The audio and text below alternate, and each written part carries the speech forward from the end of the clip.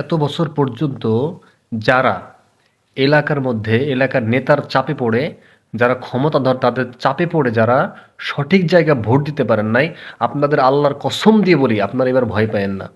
আপনি যদি আপনার ভোটটাকে সৎ ও যোগ্য লোককে দেন, সে যদি নির্বাচিত নাও হতে পারে, তাহলে আপনি পরকালে কিন্তু মুক্তি পেয়ে যাবেন।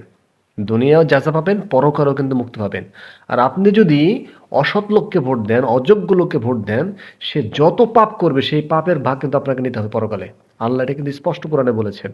আর আপনি যদি ভালো লোককে ভোট দেন, সে যত ভালো কাজ করবে তার একটা অংশও কিন্তু আপনি দুনিয়াতে পাবেন এবং আখিরাতেও পাবেন। কাজেই পরিবর্তনের সময় এসেছে।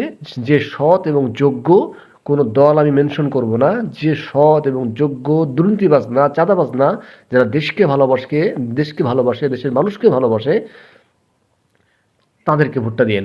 আল্লাহর ওয়াস্তে তাদেরকে ভোটটা দিন। আপনার ইমান বিক্রি করেন না, আপনার ইমান বিক্রি করেন না।